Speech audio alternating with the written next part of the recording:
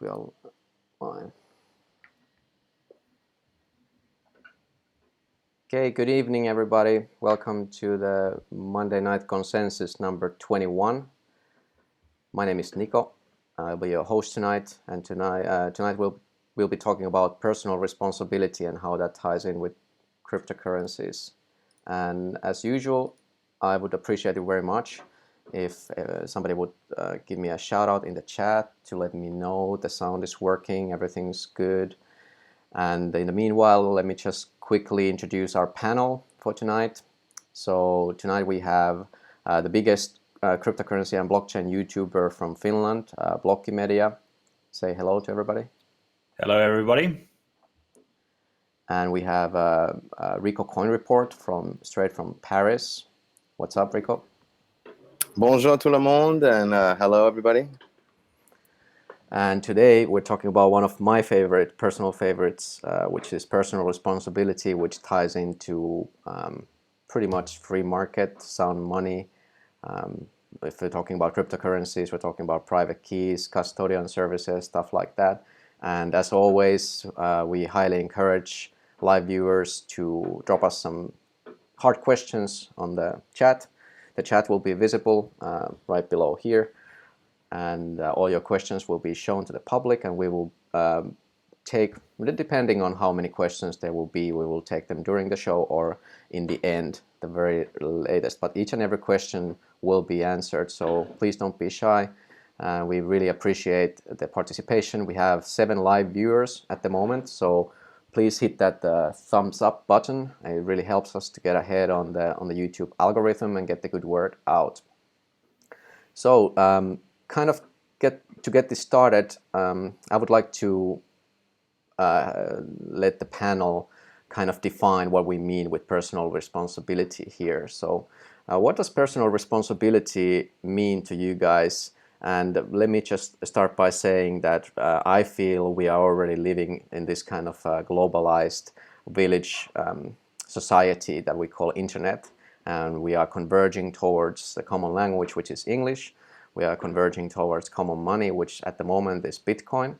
And I feel like these nation states will not be able to provide necessarily those services that we require, but we rather should provide them for ourselves using our own means. And that's basically where I'm coming from. What about you guys? Rico, why don't you go first? What does personal responsibility and in this new world mean to you? Well, hey guys, by the way, if you guys been, just part of personal responsibility, I'm going to give you guys an example right now. So we are content creators, and we're out here making content for you guys. So if you haven't gone to my channel, go to my channel, subscribe to each other's channels, do networking. That is real work when you actually go out and network with your people. That's personal responsibility, being a peer-to-peer information system. So if you haven't gone to my channel, feel free. I've been leading up to responsibility, and I really appreciate you for having me in this call, because it makes a big deal to me that this is what I'm leading towards with consciousness and a conscious responsibility. Also, guys, I'm just gonna let you know my channel has a blog as well, and I hint to personal responsibility, but I never actually tell people that this whole world is on your shoulders. Sad to say, but at the same time, you can only do so much. So if you can just take personal responsibility in your hands with the way you eat, the way you finance your life, the way you treat other people, the way you treat yourself, and the way you value your time. I think valuing your time, that's the actual currency of life, is time. So that's where I come from. Personal responsibility is intention in your decisions. If you're an entrepreneur, you know exactly what that means. And everything behind closed doors is it's in your responsibility to open those doors and walk through them. Yeah, that's what I think about personal responsibility. Awesome points. What about Blokkimedia? Well, where do you come from? And maybe you can give us a little bit of background also. What kind of content are you making currently, and what kind of message would you like to convey with this show? Sure. So like you said earlier, I've been doing a crypto channel here in Finland in Finnish for the Finnish audience, which I largely started because there wasn't much material going around in Finnish. And Recently, though, I've maybe been focusing mainly on geopolitics and how that relates to cryptos and other things. But like you, Niko, I see that we are converging towards a Bitcoin standard. And obviously, when a person transitions from using banks and fiat money and starts to discover what blockchains are about and starts to, put their own hard-earned money into cryptos, privacy and personal responsibility suddenly become a real issue. And for me, at least, it took quite a while to really do my due diligence to study what is a safe way of making a paper wallet. This was back in the day when I first got in there. The paper wallets were like the in thing, and how to set those up properly. And it took quite a while, and you have to experiment and maybe make a few mistakes along the way. Now, obviously, it's a bit different with hardware wallets. But personal responsibility is, I guess, sort of don't trust but verify, which is quite often repeated in the crypto space, that you have to do your own research. You have to do your own due diligence to make sure that you don't mess up, because if you do mess up in the crypto space, you can't really go crying to a third party, and you have to bear the brunt of it. So, but I think it's a good thing. I certainly think, well, I'm sure we'll get into it later on, but yeah, I think I'll leave my first answer at that. Great answer. Yeah, I love that you brought up the verifying part, and this is basically what personal responsibility is all about. So listen to everybody, follow nobody, and make up your own mind, and stand by your choices, and of course adjust accordingly. Don't be stubborn. That's that kind of thing. Obvious thing to me. But yeah, how do we verify? Like, for example, Rico, you mentioned diet there, and that's also one topic that. Well, I don't want to get into it too much because we're talking about cryptocurrencies mostly here, but it's one of those things that seems like there's not real consensus, even with the so-called experts, on what should be a healthy diet, and it seems like it changes all the time. So who can you really trust? And I think with our personal bodies, we have ownership over our own bodies. At least I believe so. I don't believe we are owned by the state.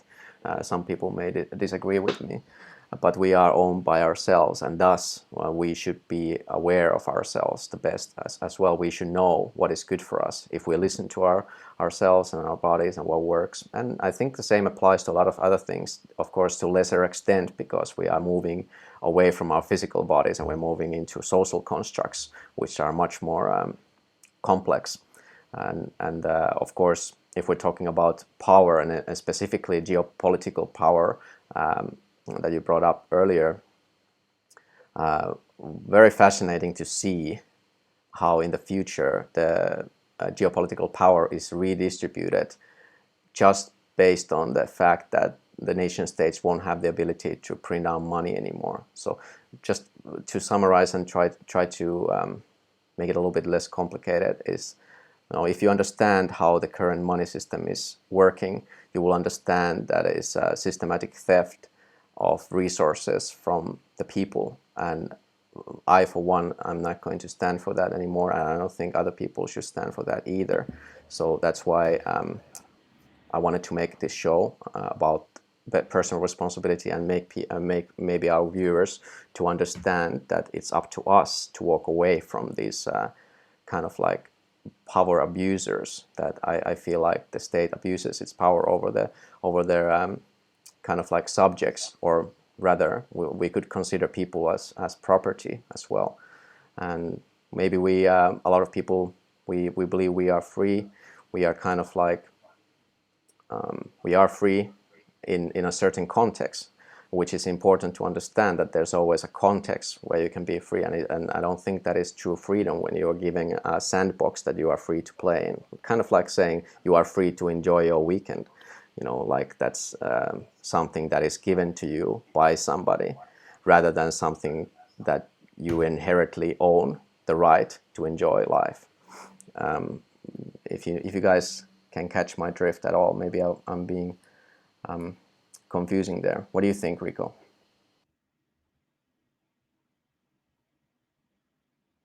I know I'm muted. You brought up quite a few things, and I really wanted to talk about the building blocks of when you see when you take responsibility and you're looking for something that you're trying to get from that responsibility, these decisions, whether it's a house, whether it's a car, whether it's a better body, better relationship, better job, the steps for change and the steps for taking responsible action leads to one thing. It leads to the goal, okay? And that's how you can tell if you're being responsible, because you're attaining these goals. Now, if you're not attaining goals, that's because that's showing you that you're not getting the results, and that's what it's all about, is results. Whether even, let's say you do something and you make a mistake, then you know that result doesn't work. And even though there could have been factors for that reason, you can retry that again. But if you keep getting the same result, then you're going nowhere. You're not making responsible decisions. You're just making inadequate, idiotic decisions that make no sense, that hinder each other. So to be responsible is like literally lining your decisions to get to somewhere and using your brain to take the time that you have in the world and seek out something that's bigger than you.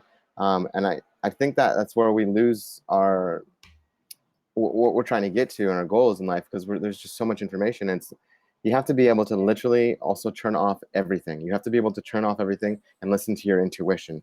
That's responsibility to yourself. Responsibility to a healthy diet. Everybody's different, you know, and that's a very far tangent. But I do believe that a healthy diet and a healthy personality lifestyle, where you have people giving you positive and negative feedback, will give you a better picture of what really reality should be. And you know, take everybody's with a grain of salt, because you're the last person to make a decision. Don't ever blame somebody else because, you know, you FOMO'd into an altcoin, or you invested in a company that, you know, went stock or haywire and they backdoored exited, you know. So, but responsibility is a lot. It's literally why you are here. The responsible decision of what you do is the results that you get. So that's responsibility. That's literally what you get to. So that's my opinion of results, and it shows whether you're eating, whether you're in a good, healthy lifestyle with your job and people around you. You see that. You start to see that. And if you're not, and you're constantly hitting walls all around you, you put those walls there. So it's not about making the right decision. It's why aren't you making the right decisions? What is, do you not like yourself? Is there something blocking you? And that's results, is when you change those walls that you're hitting. I personally think. Well said. I just want to clarify a little bit of my I forgot to ask the actual question. I mean, we were talking about verifying. So what I want to ask is how do you verify any kind of information, not just cryptographic information? Blokkimedia, would you like to take this one? Yeah, that's a tough question. It's obviously always quite a compromise of how much time you have to invest in verifying something. If we're talking a piece of information or a fact, or maybe healthcare, like Rico was talking about, you know, what is it that works for you, and to really, one really does have to look into it. There's so much amount of misinformation, disinformation out there, but we all have the internet at our fingertips, and I think a part of personal responsibility comes into you know, trial and error on your own in your own situation. Maybe something that works for someone else doesn't work for you, and you have to find out what it is that is good for you. And but obviously verifying on the blockchain is a bit easier. I don't think we have to get into technicals of that, but you know, figuring out if you actually have that one Bitcoin in your private wallet is easier, and you can be rest assured that you have it once you've checked it. So in that sense, verification is a lot easier on the blockchain than in other aspects of life.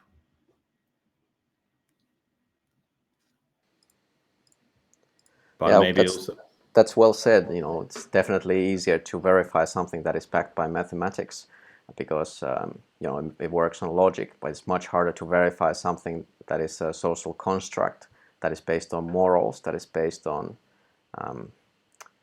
any kind of any amount of different ideologies, religions, all these things that are put from these external pressures that are put into us. So it's definitely hard to verify any of that information, and I'm not sure if it's necessary either to be sure about something.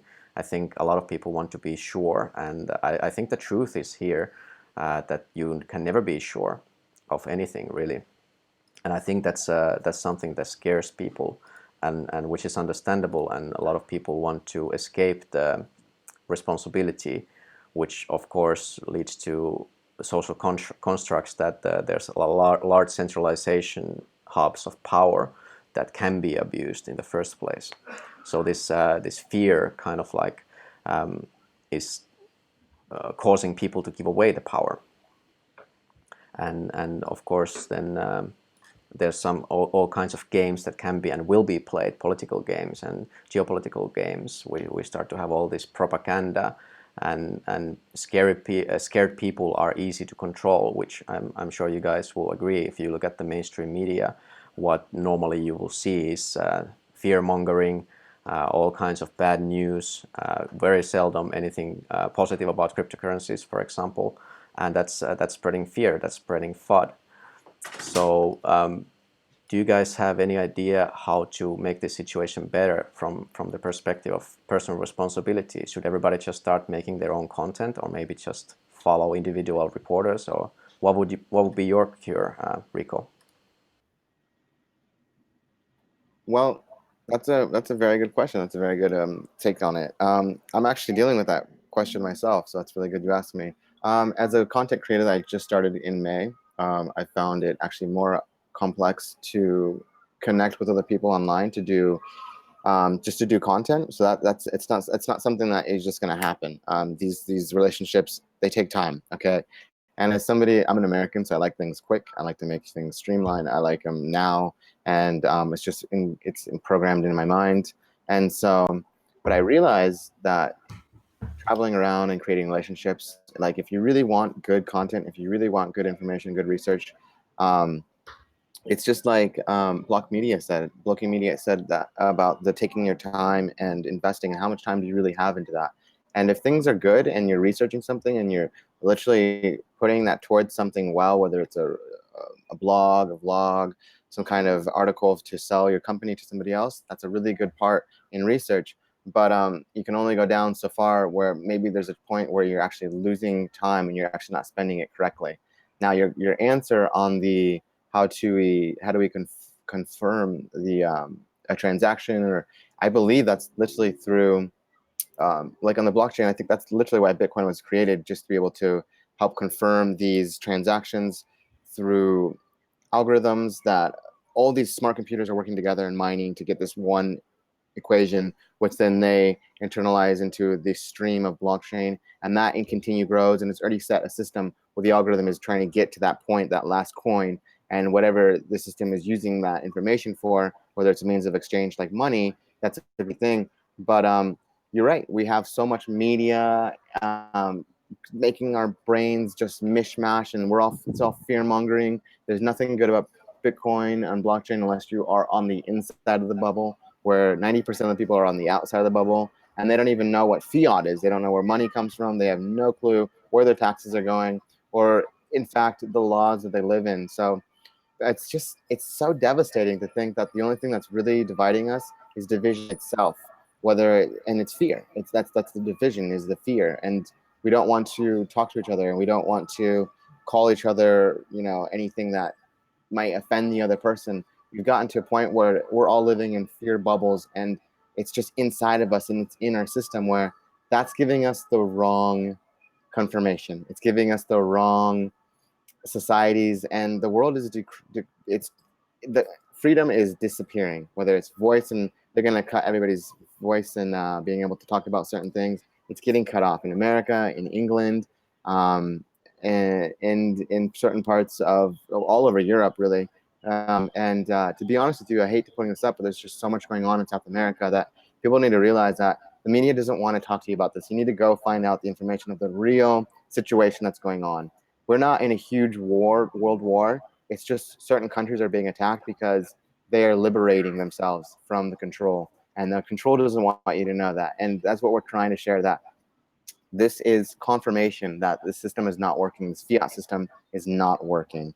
And so you need to talk to amongst each other and look at the results you're getting. You know, what is the fiat currency market going? It's always going down every single year. If you're holding money that's fiat, you are losing value. And yes, every single day you pay taxes, they are stealing your wealth through inflation as well. So confirmation, you know, do you feel at peace with yourself? You know, and I'm not talking about religious and existential, but are you happy?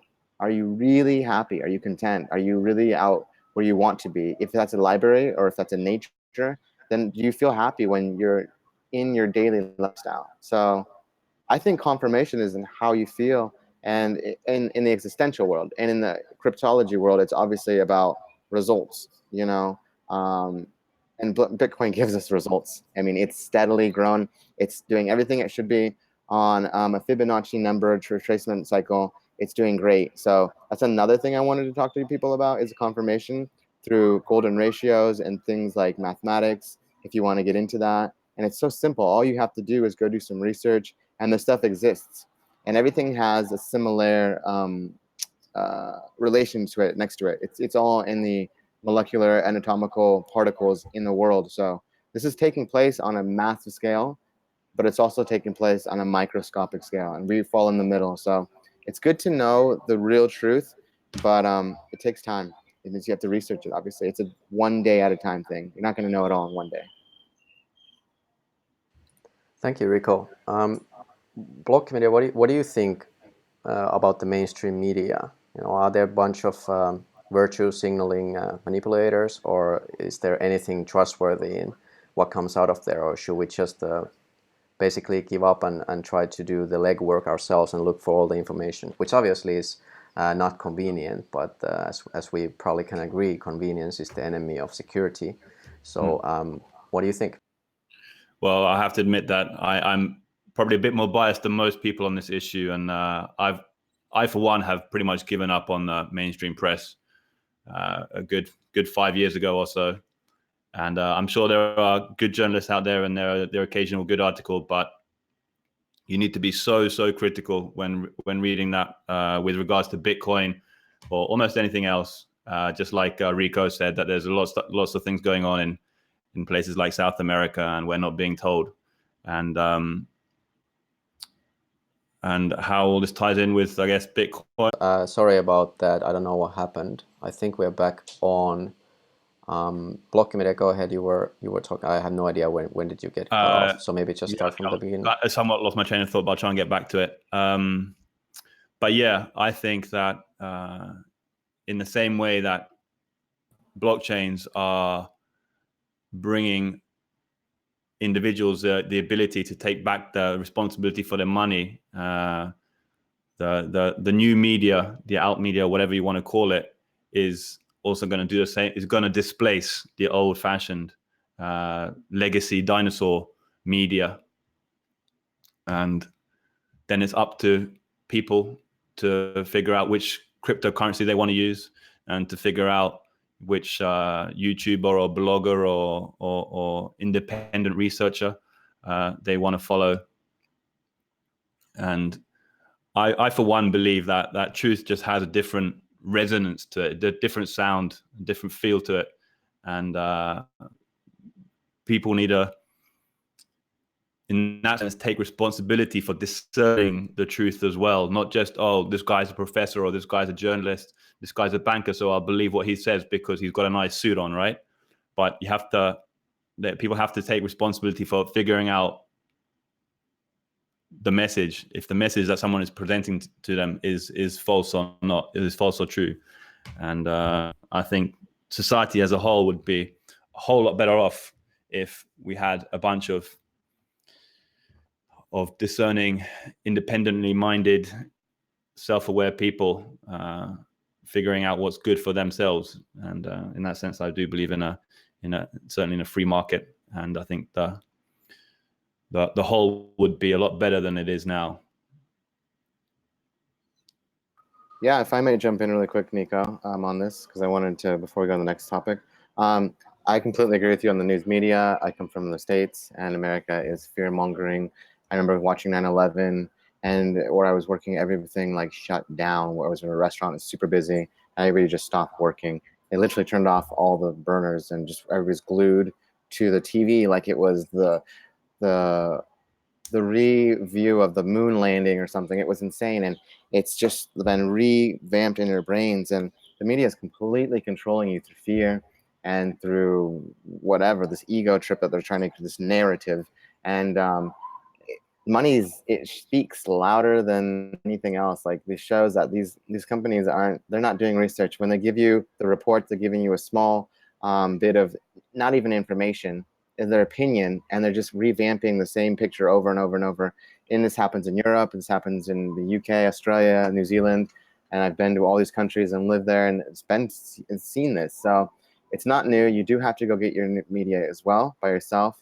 And I was going to say something else, but I can't think of it at the moment. So yeah, I think the media is obviously a huge keystone in the lie in itself. It's the information matrix, and it's just sad. It's sad that we've gotten to this point, and it's Orwellian, and we're past the Orwellian times, and no one even wants to look up from their cell phones and mind it. And responsibility is in the freedom, that you have, or the freedom that you lose. And if that means the freedom of being able to run a mile because you can physically do it versus you can't because you just can't do it, that's one freedom. Or whether it's to be able to quit your job and become an entrepreneur or go travel the world. Freedom is choice, but there are responsibilities in choice. And you're at where you're at because of your choices. So you should be happy, hopefully. And if you're not, then we're here to help you do that. And the whole thing, that's what I was gonna say, the whole thing about finding your information, it's all networking. You can't put all of that on one person's shoulders or one channel's shoulders. You have to go and question these things. So it's your job a little bit to get the real information that's going to you in your life, because there are Fibonacci retracements in your cycle as well. So those all play into everything you read into, or everything that you put into your body, mind and physical. So yeah, we need to create a community. That's what we need to do, is create a community. Benjamin Franklin once said, "Those who would give up essential liberty to purchase a little temporary safety deserve neither liberty nor safety." And I wanted to thank you, Niko, for that quote that you put from Benjamin Franklin, because that makes completely sense. If you're giving up on the essential liberty, then you deserve no liberty, you deserve no safety, because you've given them up. You've rightfully given them up. And it's happening all over Europe, it's happening over South America, and it's happening all over the world with fiat. Fiat is literally, we're giving up the privacy, the control of our exchange for anything to these 1,000 families. I don't even know anymore how many people in it, but this elite small group to rule 7 billion people. I mean, if that's not world takeover and dominance, then I don't know what is. So yeah, we're losing, and we need to stand up. Otherwise, it's going to be dark, and we're not going to be able to have freedom of speech or love in each other or ourselves. Can I jump in there? Yeah, go ahead. Yeah, It's I good absolutely conversation agree. so far. Yeah, I absolutely agree. I think that's a good point, that that responsibility is so deeply intertwined with the freedom. You can't have freedom without responsibility. And I think that's maybe an ill of modern society, is that everyone tries to shun their own responsibility and try to outsource it, trying to make their life so safe that, nothing could possibly ever go wrong, by, relying on trusted third parties or whatever it is. And I think people just need to grow up. We need to man up and take accountability for our own lives and the lives of our loved ones and friends and as a community as a whole. And only when we are willing to take that responsibility can we step into the freedom that it brings with it. And I think it's certainly a price and an effort worth paying to have that freedom, because otherwise, when we do give away our safety, when we do give away our power of decision making to others, they will inevitably use it inappropriately at some point. Other people just simply will not care for you or your life as much as you will. But now the good thing is with blockchains, that the technology is pretty much there already. Like, all you have to do is, walk away from the fiat system and start studying Bitcoin and start using it, and you're out of the fiat loop. So is starting to use Bitcoin the only thing needed for us to be free? I wouldn't put it really so simply, but it's for me it's a big part of it. Like we've been discussing here so far, it seems like most of the problems do boil down to money, and money is the thing that runs the world. I think we can all agree on that. But if we would have a better money, and I'm not saying it should be Bitcoin, it might not be a Bitcoin, it might be something else entirely. At the moment it is Bitcoin, and we're talking about sound money, hard money, something that is unconfiscatable, uncensorable, cannot be taken from you. It's yours and yours alone, as long as you hold the private keys. I think this is like, to try to take the topic a little bit back to about the cryptocurrencies and how those specific tools can help us claim our sovereignty, our freedom. And I was wondering if you guys have any ideas of, in the future, will people want to hold their private keys? Will people want to have this scarce digital asset that is better than gold, essentially, that is totally yours, and as long as you take good care of your private keys, and your operations security will never be taken away from you?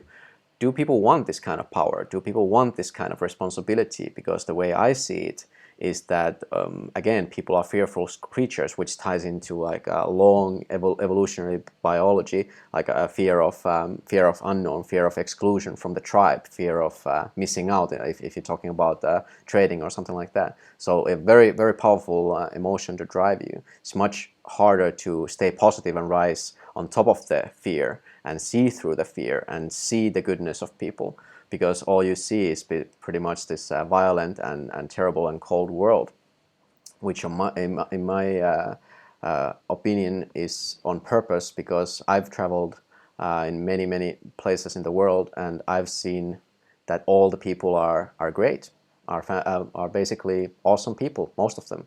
And there, of course, there's assholes in every country, every nation. It's a universal thing. But the percentage is a minority. So why would we make our lives miserable because of the minority? And this is kind of like the world we are living on, which this fiat money allows this tyranny of the minorities, or rather, maybe minority is not the correct word here, but let's say elite, or a very small group of people. That obviously there's this game that is being played that is very, very profitable and good in terms of power for a very, very limited amount of people. And what I'm most excited about crypto is that in the future, and already, there is a possibility for everybody to participate in this redistribution of geopolitical power.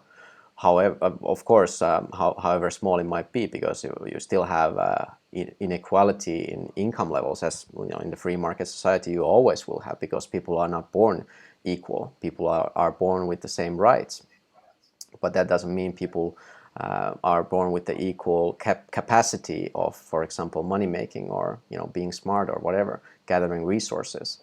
But however, this is a level playing field, which is much harder to manipulate in the end. Of course, if we're talking about manipulation, and specifically cryptocurrencies at the moment, I think we can agree that an early tech like this is easily, the price-wise, it is easy to manipulate, and there's a lot of uncertainty based on that. But if you look a little bit past that, if you look past all the Lambo craze and making big money in a very short time, and like winning in the lottery, which is kind of like this results in this long time preference of humanity in general, which again I think derives back to the fiat currency, which kind of like incentivizes people on purpose to spend, which is considered a good thing.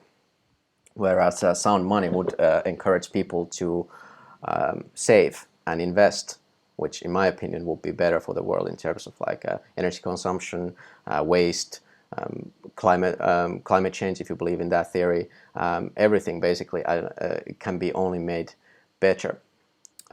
So a long-winded question, going back to the private keys again, and if you have the private keys of Bitcoin or any other cryptocurrency that is scarce and immutable, you have those in your pocket. Is this the panacea of all the problems of people, or will people go to central services to deposit their Bitcoin and give the private keys to somebody else after all? Why did you go first, Blokkimedia?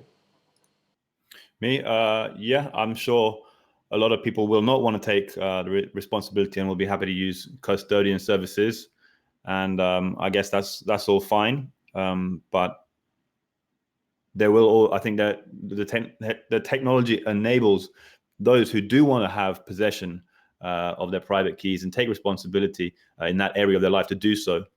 And the more people that do that, I think it will create a more stable foundation for the world's financial system. And as you said, differences between the fiat money and the limited resource of Bitcoin or whatever cryptocurrency we're talking about, I think is so crucial for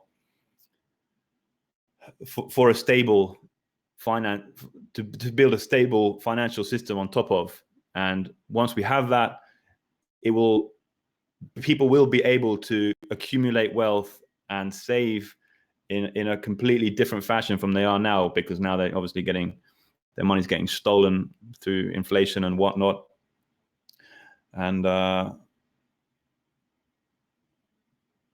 yeah, I think we are moving into a centralized and a decentralized world. There will be the option of both, and I think it's a good thing that people will have choice.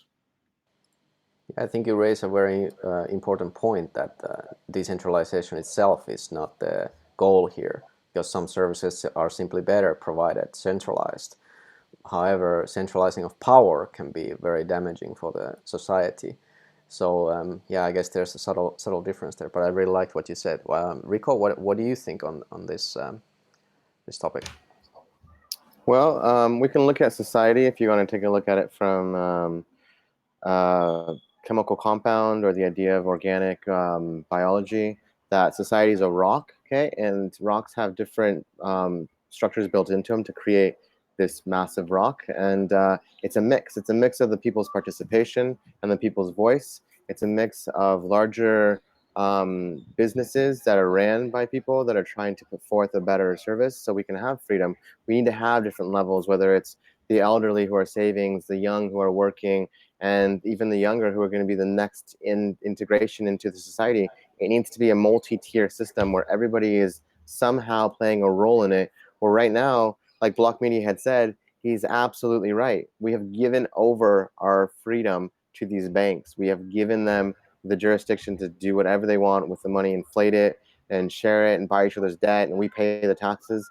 And it's just sad. It's literally sad. I wanted to show everybody this really quick and just chill it out a little bit about the idea that we, as a society, we've literally lost the whole.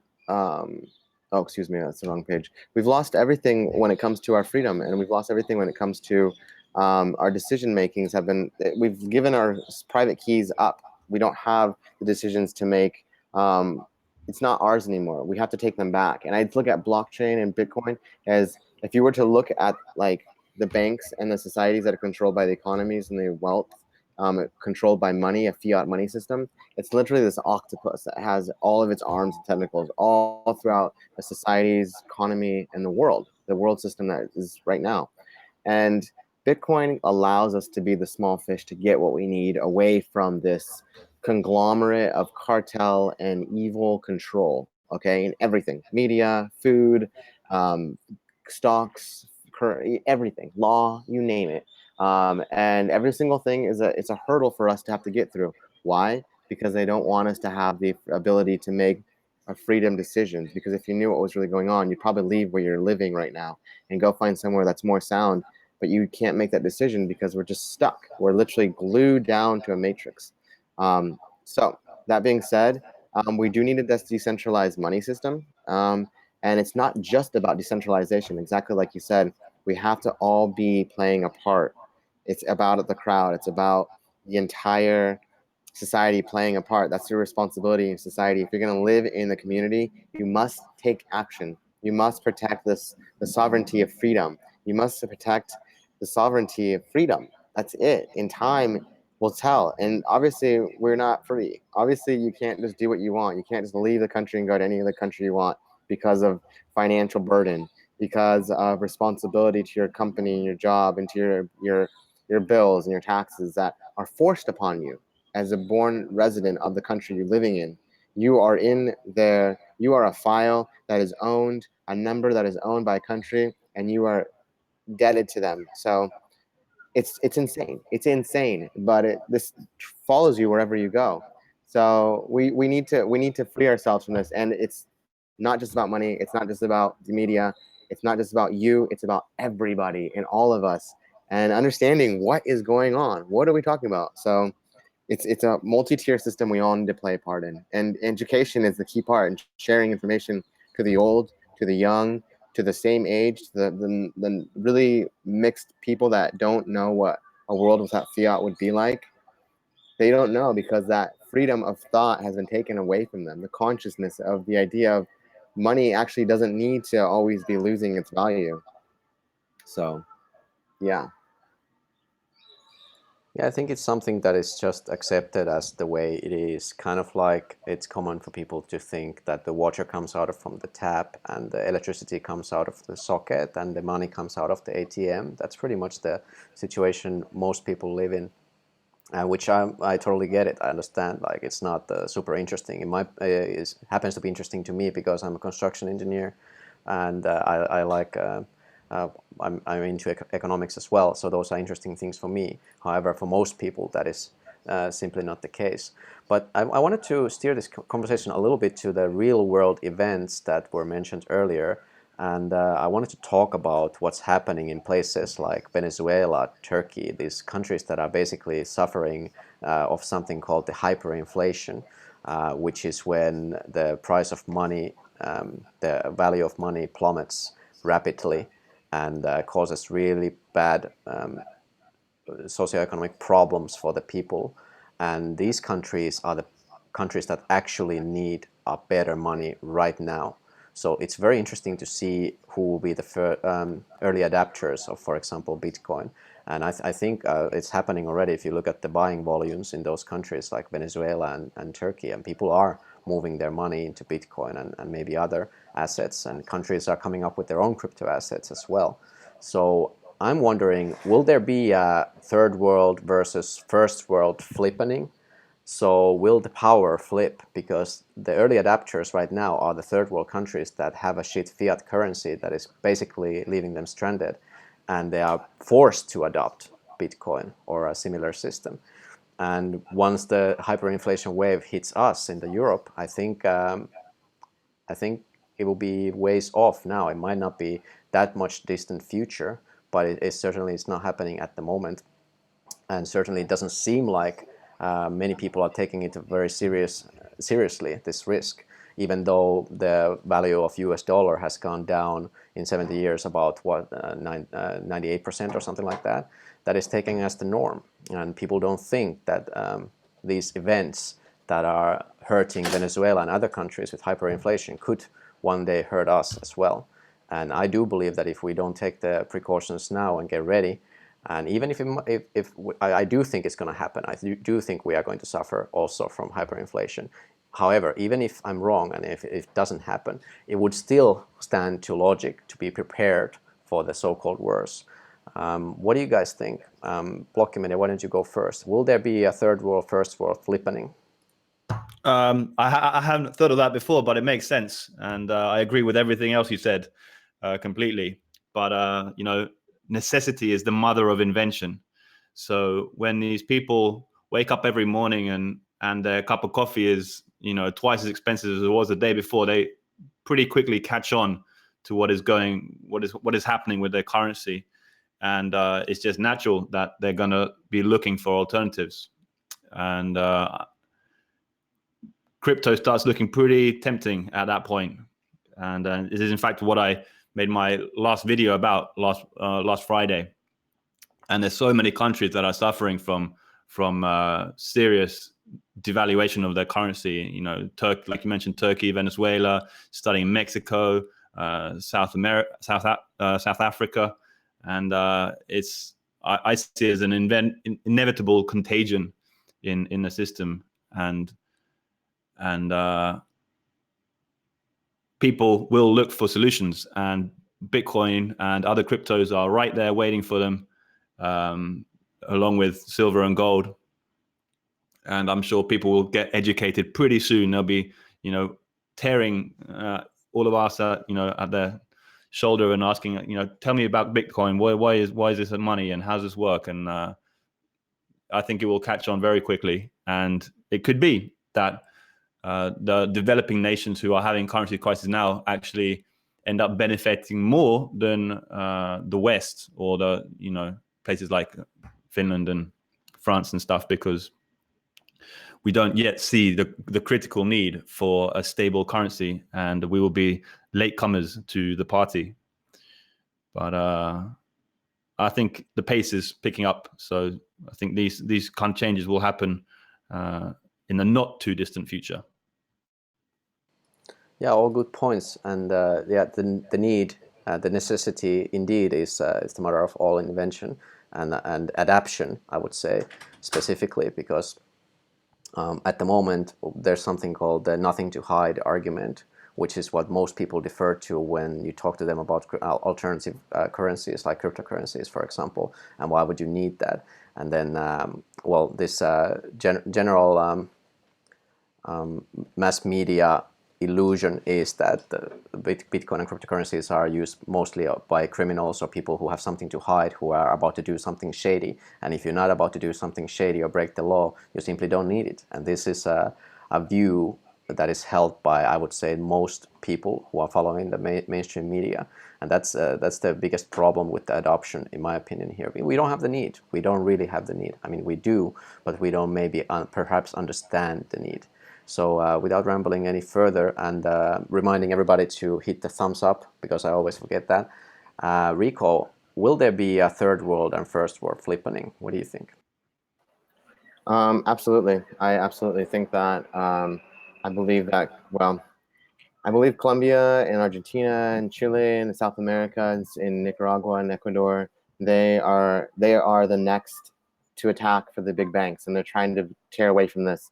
And whether you're talking about their goods at their agriculture or their society and their way of life, it's just not, it's so foreign to be controlled by, it's not completely foreign, but it's more foreign to be controlled by banks, where in Europe, it's all legalities, banks, and, we live in a concrete jungle up here. And same with America and pretty much all other the Five Eye countries, meaning, Australia, New Zealand, Canada, UK, and America. Those are the Five Eyes. But I wanted to really quick touch on base of what's going on in the world, because it's absolutely true. The world is falling apart and it's tearing at the seams. And it's just sad. It's really sad because you have protesters in Nicaragua just destroying things because of their outrage of what's going on there. Same with, this is kind of weird. In Brazil, they're having huge museums set on fire, $20 million worth of artifacts, or 20 million artifacts just destroyed.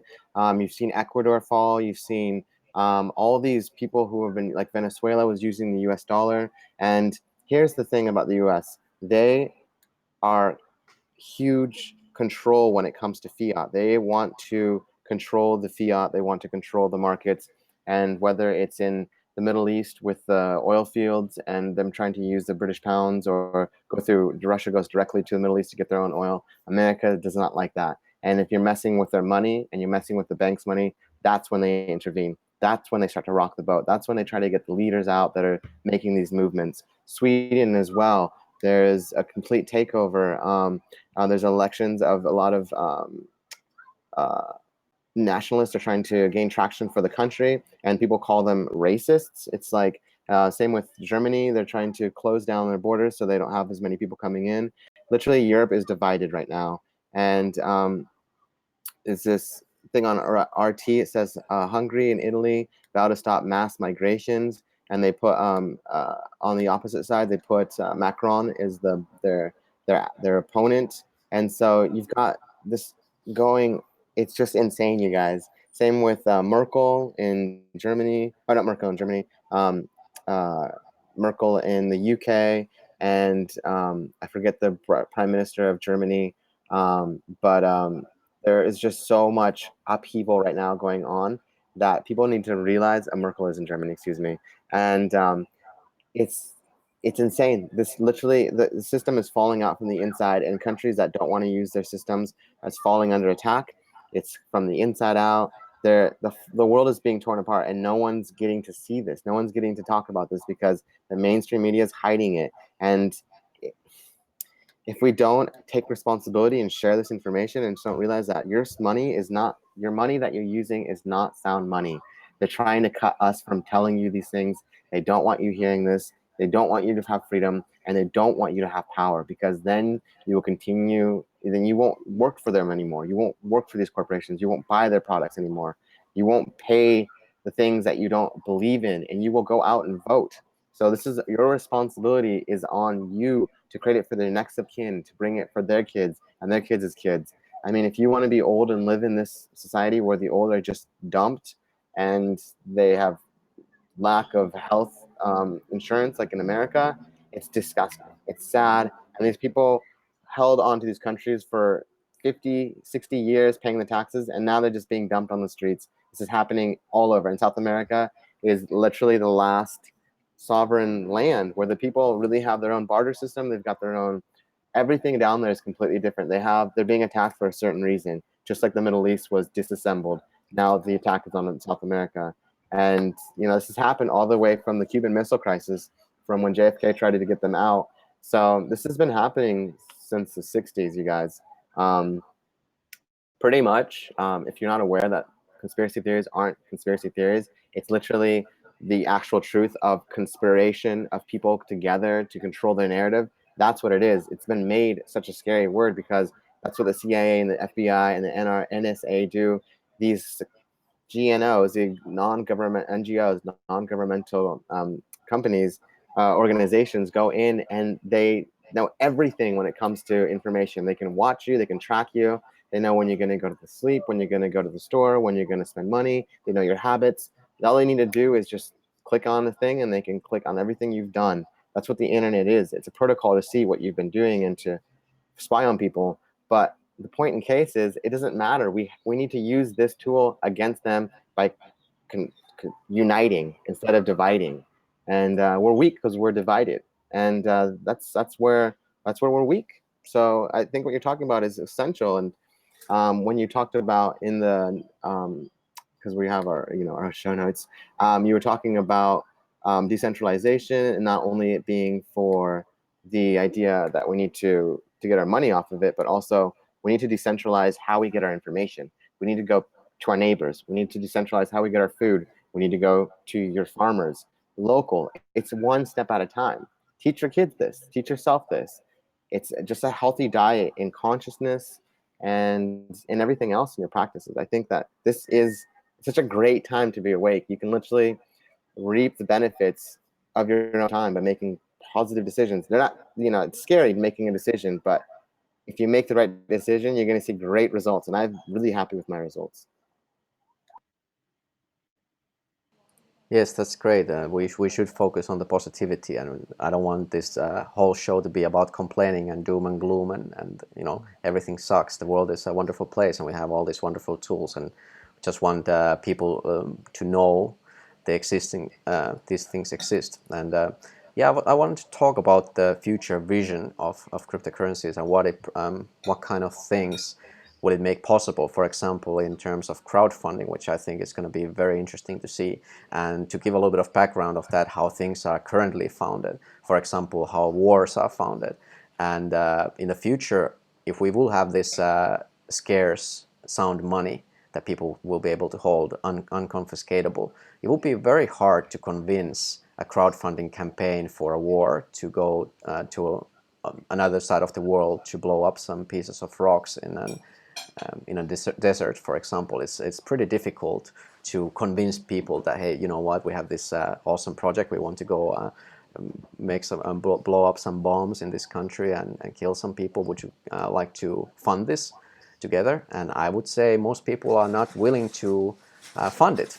However, we are all funding those endeavors, and I would like to remind all the viewers that being a law-abiding taxpayer might not be the best thing for you in terms of personal responsibility, because every single human-made atrocity has ridden the backs of law-abiding taxpayers. So that's certainly something that shouldn't make you super proud in itself. Of course, if you like taxes, that's all good and fine.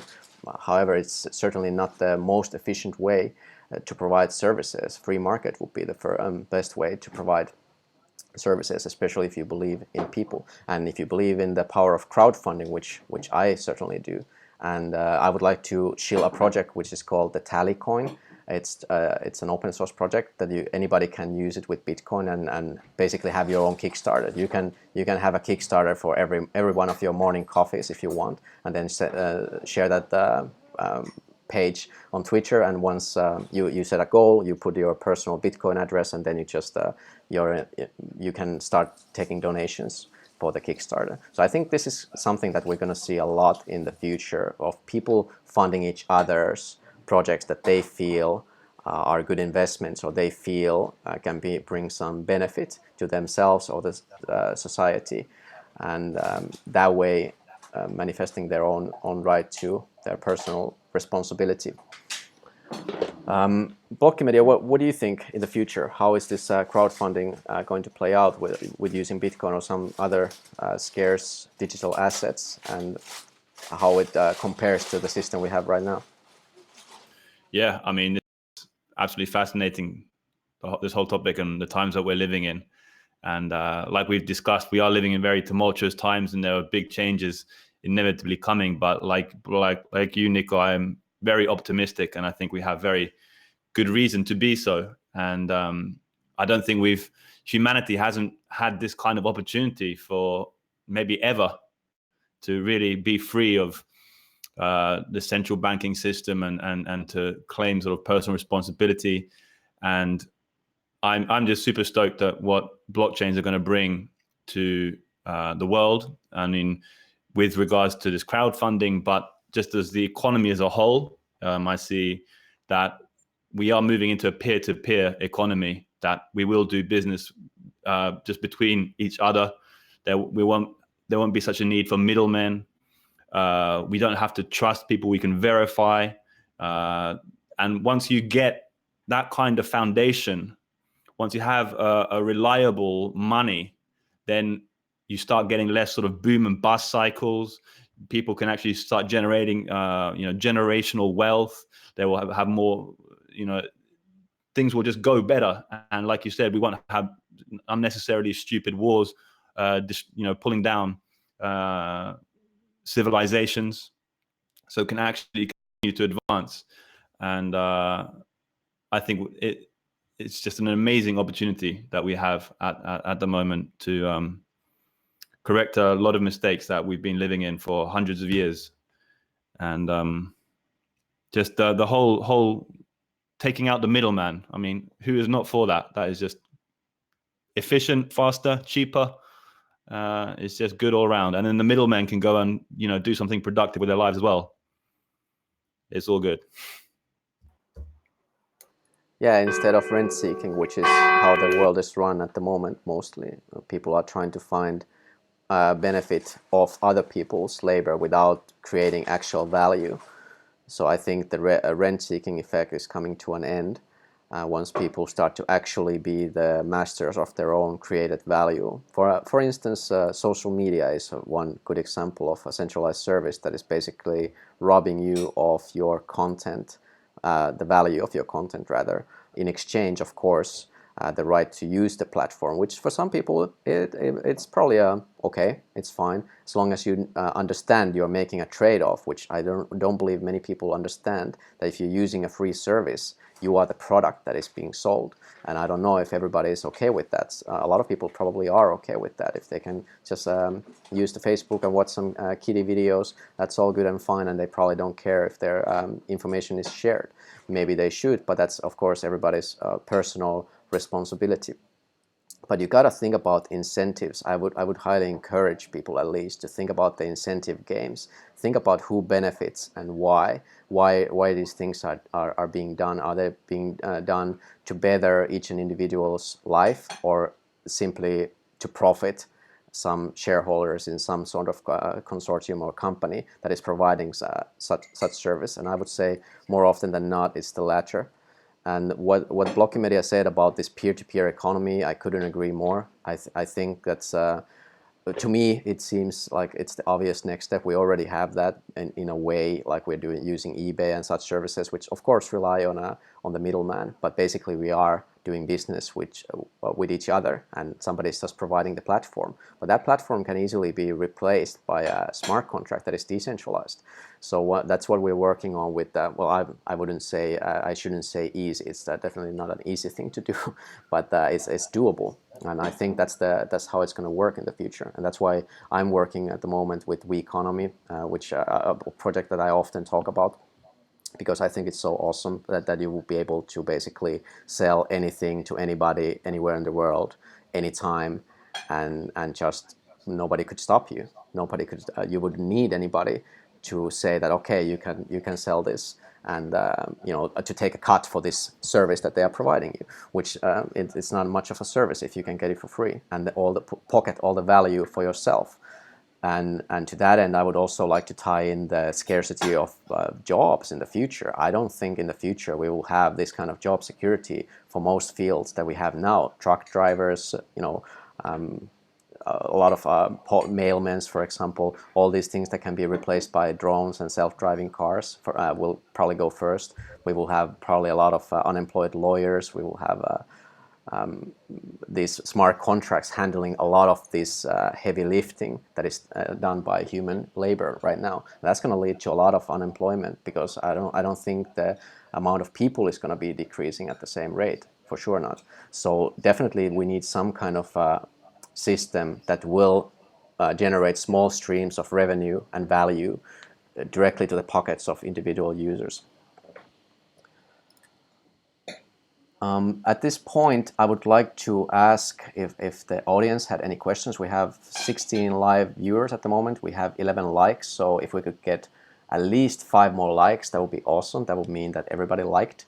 And even if you don't like it, leave a dislike, because that will also benefit us with the algorithm. So as long as you participate, it's all good, and hope we can all bring some good points, good value for you guys.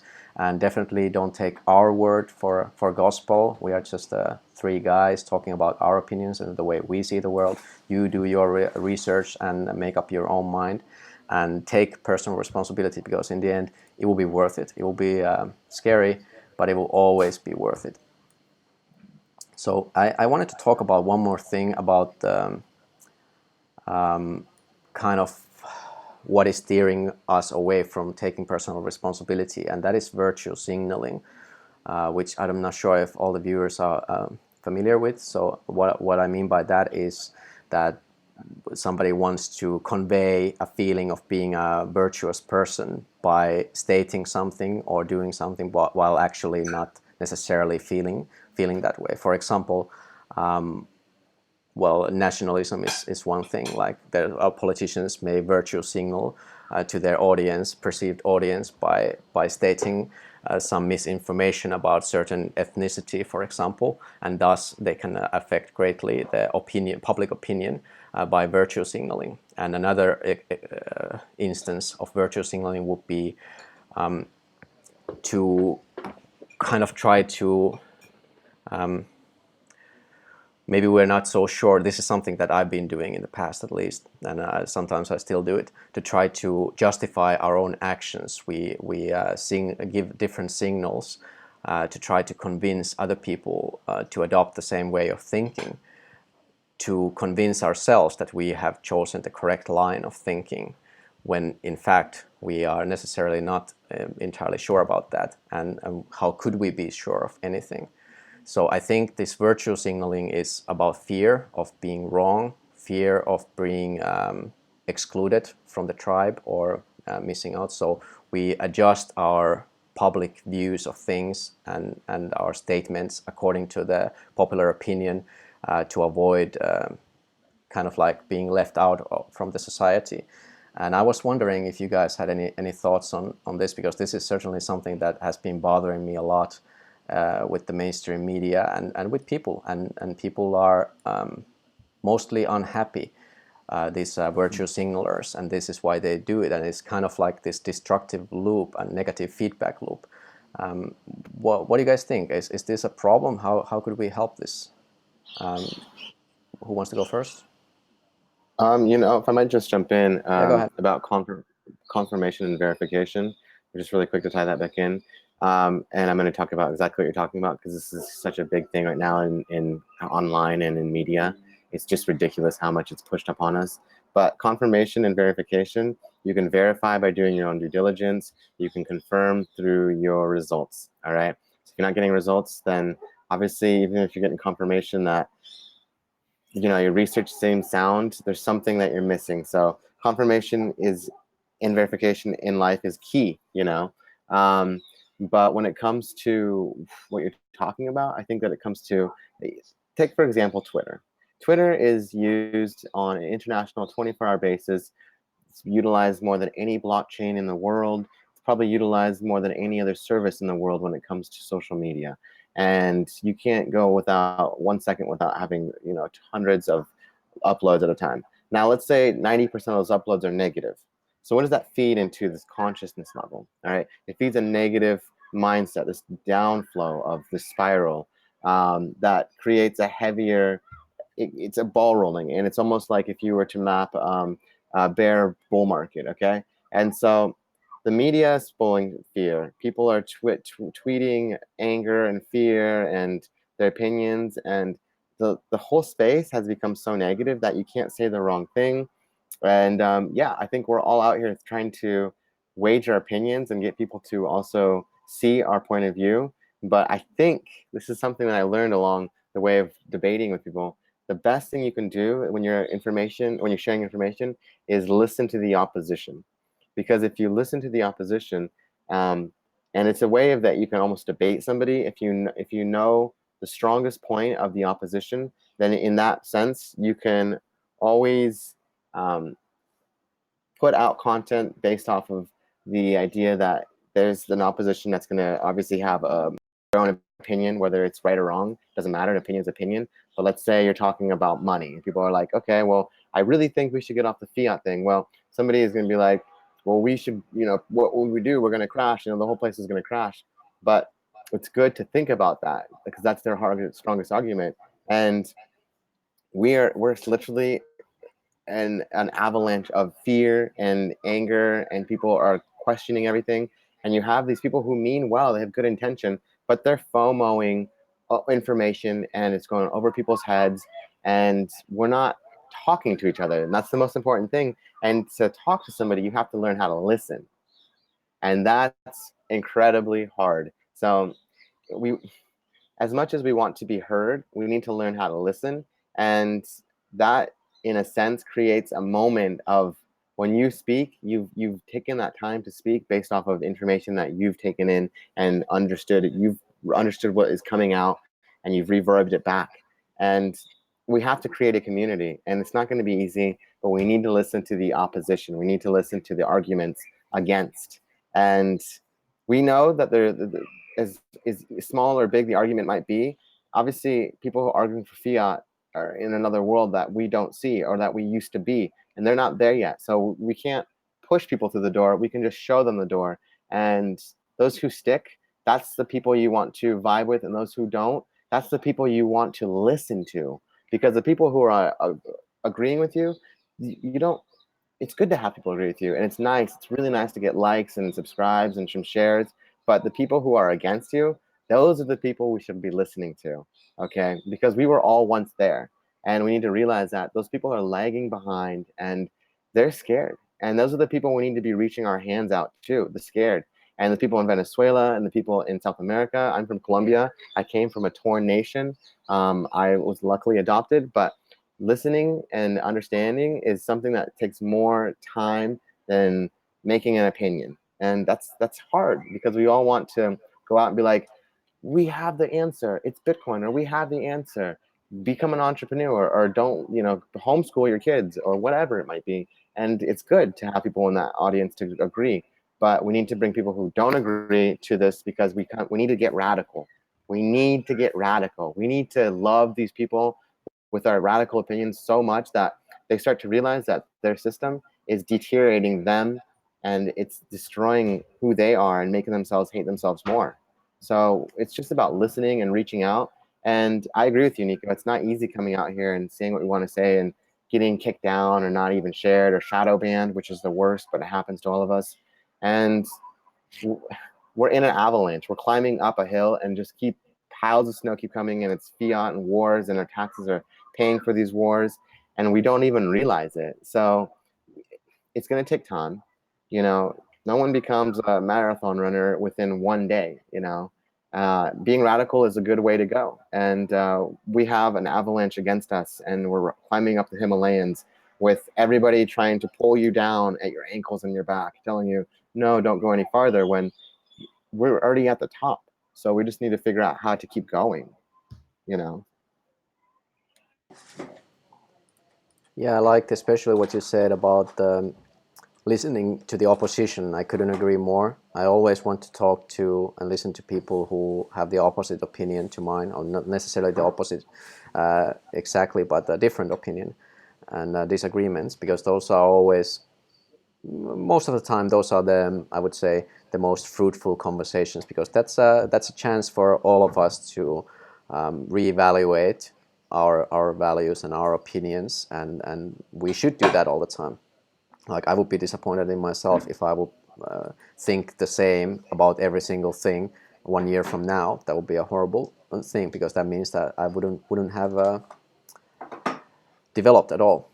But Blokkimedia, you go ahead. You have one more turn, So and with then regards- we're gonna go through one more topic, and then the questions, and then I think we're gonna wrap up.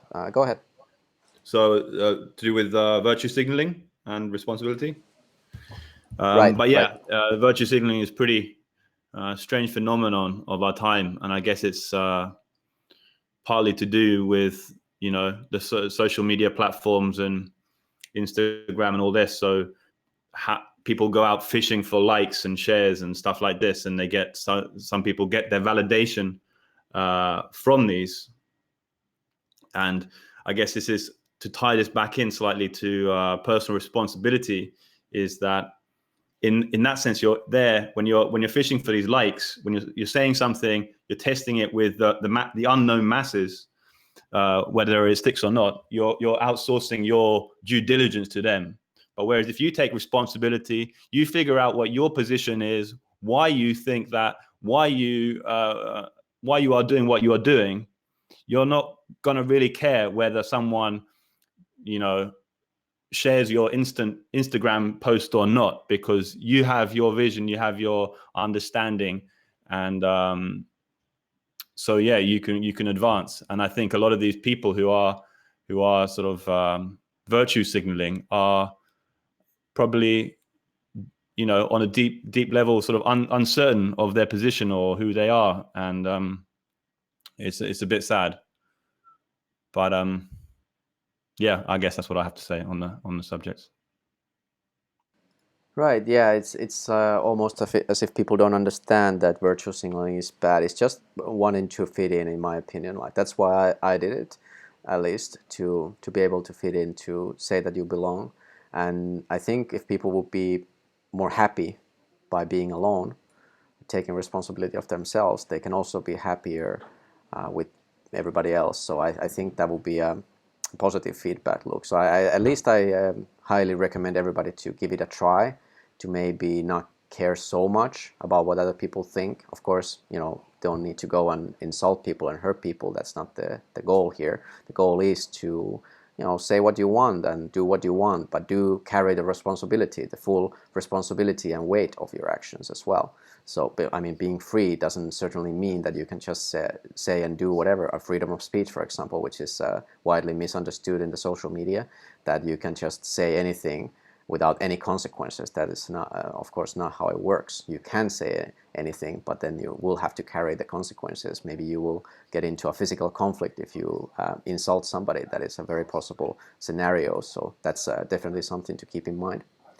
But just sort of trying to wrap up here, and I'll remind all the viewers once more to send us some questions. We have one question in the chat so far, so give us a couple more. Give us some likes, definitely subscribe and hit the bell button so you can get all the latest updates. And we are, of course, every week, every Monday live, 4 p.m. UTC time, and sometimes we are in English, sometimes in Finnish. This time, obviously in English. The last topic for now, I would like to talk about self-education, and this ties into self-ownership. Like we should also take full responsibility of educating ourselves, and internet, in my opinion, does a fantastic job of working as the global university of this global village society that we live in, which we call internet. And basically any information and all information is available. Of course, it takes a lot of work because somebody is not telling you, read this book, do these exercises, and then you will get this degree. It's simple to follow these instructions. You don't have instructions for using internet and being effective researcher, for example. So what do you guys think? Is internet going to be the saving grace here? Is this online courses and online learning maybe together with the cryptocurrencies? So let's say that you could buy a so-called tuition, or you could buy individual classes with cryptocurrencies without the possibility for anybody finding out, first of all, who you are, what did you learn, and how did you pay. Would that sound like agreeable utopia for you guys for this end? Rico, what do you say? Well, that's a great point. My last thing on the last topic about the virtual signaling: be a leader. Go and search it yourself. Don't worry about everybody else. Just be a leader and share, and people will listen. And then that's where you got to talking, is because you were listening from somebody else. But what you're talking about now with the what was? Oh, excuse me. Can you just ask the question one more time? I'm so sorry. So is self-education and internet specifically going to save us from ourselves? Right. This is becoming quite a big trend now with people and their marketing and their how to map altcoins and Bitcoin, and how to learn how to do anything online now. You can just get courses, whether it's how to become the most popular YouTuber, or how to do anything. You can literally go and buy these courses, and these people are just like you and me. They had nothing and they learned it, and now they're selling you the information. Take everything with a grain of salt. I reckon if something can be offered to you freely, then take that as well. If you're going to buy something, just know that you're spending your money that you earned on something that could be frivolous and junk. Sorry to say that, whether it's an ICO or whether it's somebody's informational classes, but it's their opinion. So if people spend hundreds of $1,000s every single year in America for an education that's completely controlled by the elite. So think about that. I mean, would you rather give your money to your friend who's starting up from the bottom, or would you rather give it to the people who are creating wars? That's your opinion. That's your choice. But in a sense, you have no choice whether or not you want to fund the wars if you pay taxes. That's the control of control. You're in a loop stuck on that. But you do have control of how you learn information and educate yourself, and that is responsibility. I believe Martin Luther King Jr. also said that applied education is not learned in school, it's learned in life. You take the education you learn and apply it in life. That is real education, when you are taking a hypothesis of how to do something and applying it to life and learning through the mistakes. And it's not easy, but I wouldn't say go out and buy whoever's course it is right off the bat, but maybe contact them personally. I don't sell anything personally. I like to try to give everything out to people for free. because I'm I come from a background of a market of swapping and bartering. I used to barter when I first was an entrepreneur for my services for different things, and I love that system. We obviously don't live in that system internationally, but if you can do that in your community, even if it's online, that's beautiful. So you are each other's peers, and don't hold anybody up to too high of a level. I mean, we all breathe the same air, we all sleep under the same moon, we all rise to the same sun, and in the end, we're all gone in here within an instant. So we are on the edge of a war, at the edge of technology. This is tomorrow. We are in the day of tomorrow. Yesterday is all the problems that are dealing with. So let's change it. Let's change it. Let's work together and create a community. And I love Konsensus for this. I always feel more empowered once I leave from the show. So please go share, like, comment, and discuss with one another. Don't be scared to email each other, especially for those of you living in Finland. It's so nice that you guys are neighbors. I don't have any Americans around me very much, but I'm collaborating with Nico and Max, and we're all in Europe. So anybody out there, this is my new neighborhood as of a year now. So I'm just trying to connect and communicate with everybody else out there. And we have infinite space and time with the internet, but we don't have a lot of time within our lives to utilize this. So yeah, I think this is exciting. And you and I have already talked about things that we're going to be working on, and other things that we're going to be working on in the future with collaboration. So that's really exciting. And I hope that people take this chance to do it upon themselves to also do the same thing, and lead by example, make your own footsteps, and be a trailblazer, guys. Yeah, definitely lead by example is the philosophy that I go by. I profile myself as an open source entrepreneur, which means that we use flat organizations and everybody works for their free will and on the projects that they care most about. And about self-education, Bitcoin is and cryptocurrencies are very, very hard to understand. So I don't want anybody to feel badly about that. I barely understand Bitcoin after 1 year of frivolous everyday research, and it's an everyday struggle to try and get on top of information and educate yourself. But Blokkimedia, what do you think? Is self-education here truly the key to happiness? I think it's certainly an essential component. I'm a very big proponent of doing your own research. So, I mean, I don't know how much time I've spent on YouTube, but I've learned so many practical things for my own life. And I mean, and I'm saying this as someone who's spent a lot of time in traditional education, way more than I should have. I have 2 degrees from university, and I can honestly say that I've learned way more useful stuff off of YouTube than I ever did in school or in university. And all the information is at people's fingertips. So ignorance is really just a choice nowadays. There are so many smart, clever people around the world putting out content. Maybe someone knows how to, I don't know, farm tomatoes or something. So they're making YouTube videos. And so this is like, it's not theory. Someone's actually doing it in practice, and they're sharing their wisdom and knowledge, and open there for anyone to access. And it really is a question of like what information is relevant to your life. If people are studying algebra at school, algebra is very good for a lot of things, but for a lot of people it's just going to be completely useless throughout their life. But if they learn stuff that really has practical application in their everyday life, it's a different thing. And I guess with regards to what Rico was talking about earlier as well, with health and things, right? Before the internet, before the free flow of information, we had these authority figures. The doctor tells you have this disease and you have to do this in order to, get well. You basically had, maybe 50 years ago or even less, you didn't really have any other choice than to believe him, because what are you going to do?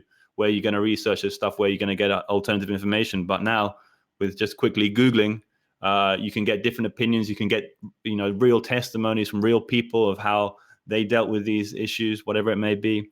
And so when you have the free flow of information and you have this global hive mind working on projects, and then combine that with the free flow of uncensorable capital. I mean, we really are at the very beginning of a massive global revolution. And like I said earlier, I just can't help but being incredibly optimistic of what all this could bring. Yeah, if I might just interject really quick, the last note, just what I read from some of the notes is the idea of a paradigm shift, like you had said, Niko.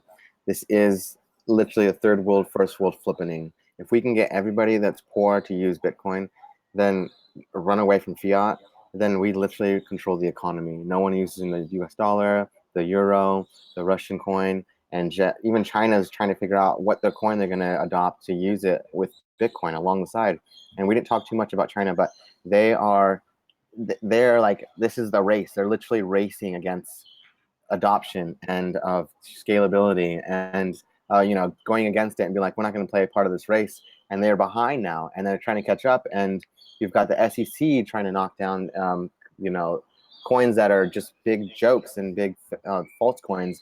So this is a paradigm shift. In the third world is every single person who is poor, whether you live in Nicaragua or Ecuador or Venezuela, or you live in France, and live in Paris. And poverty is everywhere. It's stricken the world. It's a cancer. And it starts from the top. And if we can decentralize everything with money to education, then this paradigm shift will keep going in the way it's supposed to, in a positive loop, in a cycle of upscale, and in a positive bull market for us to, the freedom is there, but we're just waiting for people to use it. And it's everything. It's not one thing. It's not just your diet. It's not just your job. It's everything. And it's about how you emotionally feel in yourself.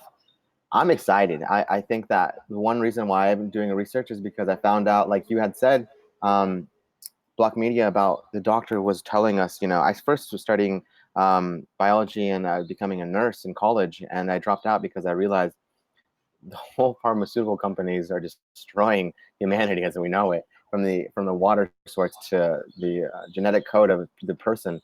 And now it's to the point where you can't listen to doctors. They're just being sold, their vacations by pharmaceutical companies. So they're selling the pharmaceutical companies so they can make their single life better, so they can send their kids to some Ivy League rich school.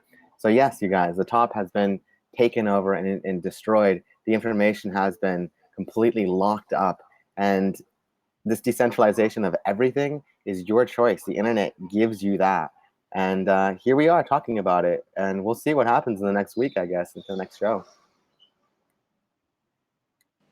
Awesome. Thank you, Rico and Blokkimedia. And I would like to take this opportunity to thank you guys for awesome conversation, and thank you for the viewers. We still have 14, and I will get to your questions in just a moment. I will offer final comments for what Blokkimedia said in his earlier speech about ignorance. And I like to say that stupidity is easy to fix with information, but willful ignorance is slightly difficult because it's an attitude problem, and that's a much more complex social problem that is themselves are the only people who can fix it. Stupidity is easy to fix by just providing information, and then again, it's up to the individual to then take it, process it, and maybe change their views. And I also agree with the hive mind. I think that's fantastic. That's in this day and age. It's verification for me. At least you can make these calculations on odds, for example, like what are the odds of something being likely true, for example, based on the current atmosphere in Twitter or something like that. So we do have this hive mind that we can tap into, and based on our own relevant, of course, information levels, we can derive very interesting conclusions and information from the hive mind. So that's something that I want everybody to keep in mind. But I'm not going to ramble anymore. Thank you for the show, and I will give the floor to the audience right now. And we have our one of our regular viewers, Henry Väkeväinen, who is almost every show. He's asking something and he's watching. And by the way, shout out to him. He's making videos as well, mostly in Finnish, I think, on LinkedIn. Thank you, Henry, for those. So Henry's question is, Why do you think normal people seem to fear cryptocurrencies and blockchain technology, or is it just ignorance? Well, this is suitable, since we just talked about ignorance. And he also asked, I guess this is a joke, fiat system or Lambo system. This is a funny thing, because I like to say that the classic Lamborghinis might be a perfect unit of account, because then those are also a form of sound money. The price will just keep going up, and I guess in the future it will be better to price things in Lambo than in US dollars, for example. But yeah, I'll let you the panel have one more go with this question, and then after you're done with your speech, would you just tell everybody where they can find more about you, Twitter, whatever, advertise whatever you want to advertise from your services. And let's go Blokkimedia, and let's finish up with Rico. Alrighty, well, I guess the reason why most people aren't as excited about cryptocurrencies as we are is because they listen to mainly what the mainstream media tells them. I mean, I guess that would be that in a nutshell. And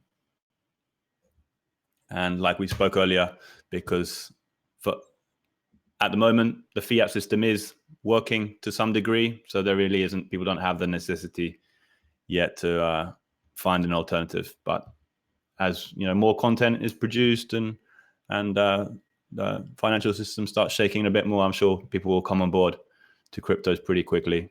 And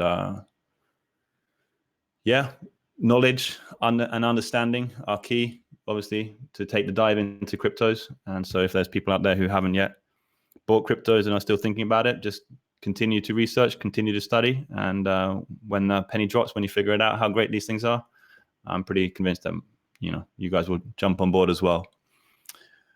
But yeah, I guess I'll wrap it up there. I'll just thank you both, Niko and Rico, and the audience. And if you want more of my content, it is in Finnish, but you can find it on YouTube at blokkimedia.com. But thank you, everyone. I'll sign off here. Blokkimedia, it's a pleasure to speak with you. I've heard some really good things about you from Niko, and it's just more of a pleasure just to talk to somebody who's doing the same thing, because yes, we need support from each other to run the races, but good to also collaborate and get mixed opinions from the people who also see the same light as you do. So whether it comes to alts, whether it comes to the way maybe you buy your plane tickets, you know, there's so many things that we need to discuss with just amongst each other that's so small that can change our whole world. But my opinion on the question of why do you think normal people seem to fear cryptocurrencies and blockchain tech, or is it just ignorance? Well, if it was ignorance, then we would just keep blissfully using fiat. And I think those of you who understand what fiat is realize that ignorance isn't bliss when it comes to fiat. Ignorance is cancer when it comes to fiat. And that's why people are switching to the alt currencies. I remember when I heard about Bitcoin back in 2015, and I started getting into it. I hadn't invested until the end of 2017. So when I have skin in the game, it's only been less than a year. But now that I've got skin in the game, it's like that's all in the back of my mind. It's like I'm literally finally putting my worth into something that I really believe in. And whether it's in now that I can get my company to invest in that, and my clients to understand what that is about, it's liberating.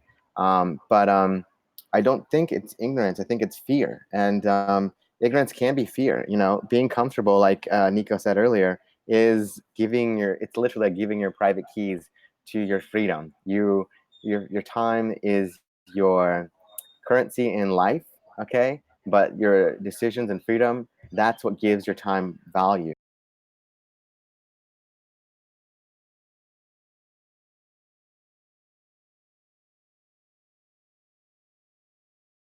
Everything. So if you guys want to find me, you can find me on YouTube. I am at Rico Coin Report, and it's got some really good information on simulacrum. It was this last weekend I talked about likeliness and the golden ratio and the Fibonacci spiral, and things kind of like about the idea of responsibility. And we want to help the world in a sense, but sometimes taking yourself out of the equation is the best thing you can do. So Niko, thank you so much for having me. Blokkimedia, it's a pleasure speaking with you. You sound like a legend already, and I look forward to the crowd and the questions in the future. future shows. Awesome, Rico. Thank you for that thoughtful end words, and thank you also, Blokkimedia. You are a legend, and also in Finland, the most watched show by far about cryptocurrencies and these matters. So definitely high respect there, and I hope we can do another show soon. And I for one, want to start making more of these shows. I have some plans to have a consensus show every day of the week, hopefully with a different reporter, and my show could be on the Monday or any other day. And yeah, I would like to extend an invitation to anybody who is interested in content creation to come up with their own show, and we'll launch it on the network for sure. And we'll hopefully have a show for every day at some point. And to that end, I would also like to make an announcement. This week, we are releasing our first Konsensus blog. We have our first blogger, who is for now anonymous, but you can expect that it will be unfortunately in Finnish, but we will have some English pieces in the future as well.